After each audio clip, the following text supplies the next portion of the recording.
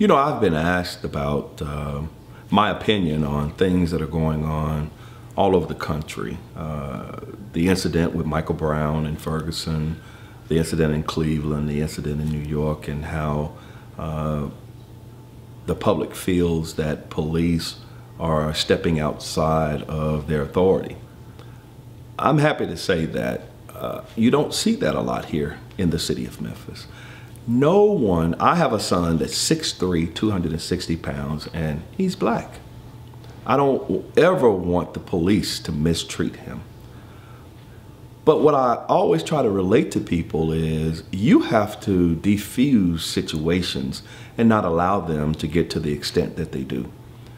Now, I think that sometimes there's culpability on both parts. When it comes to police doing what's within policy and procedure, they should be held accountable for that. But I also think that the citizens, it's about compliance. A lot of times you can defuse a situation simply by complying. And even if you don't agree with what's going on at that particular time, get through the situation by complying, and there's always recourses of action. Now, in the city of Memphis, we have not had incidences like a Ferguson, and I'm so glad.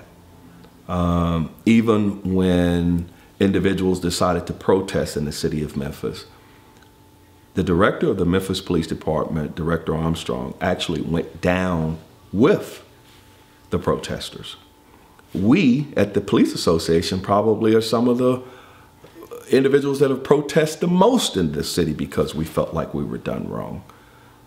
So I believe in your First Amendment rights and the ability to be able to protest as long as it's done legally and without tearing up your community. I don't believe in that.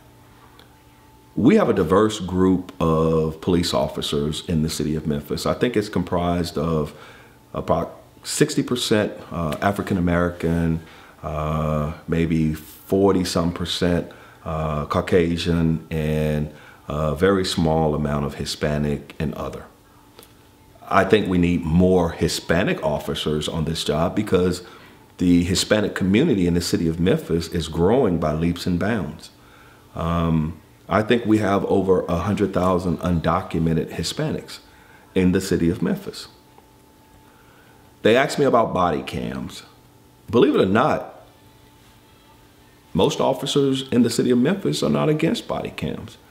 But you got to think about storing the video and how you're going to do all of that. So they're working on all of that now because I think they're trying to get the body cam. So we're not against body cams. I think a lot of times that can defuse a situation because if individuals know they're being taped, then a lot of times they don't want to take it to that level. And that's on both sides. That's on the police side, and it's also on the individuals that are committing the criminal activity or who are being confronted by the police. So I think it's a good thing.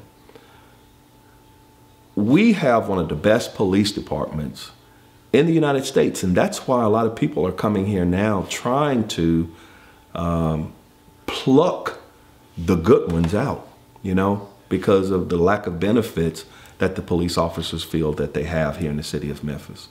If you can work here in the third most violent city in the nation per capita, then guess what? You can go work in one of those nice, calm, serene communities. But what you have is the citizens of Memphis investing hundreds and millions of dollars into individuals that are getting CIT training, bike training, SL6 training, AR-15 training, and linguistic training. You know, they offer Spanish 1, 2, 3 classes here, neighborhood watch coordinator training, field training officer, FTO training, and they're taking that training and they're taking it other places.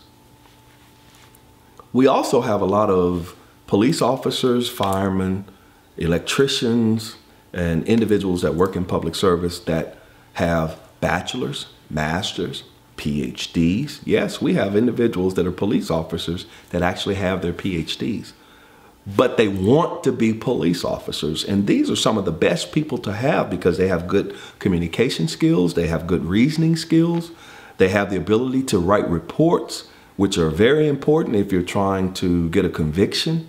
They have the ability to go into court and testify, and they're being understood as opposed to using slang and terminology that's not conducive to a good conviction.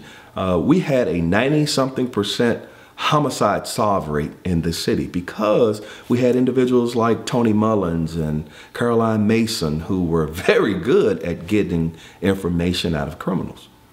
So as far as my stance on the police department, on crime, I'm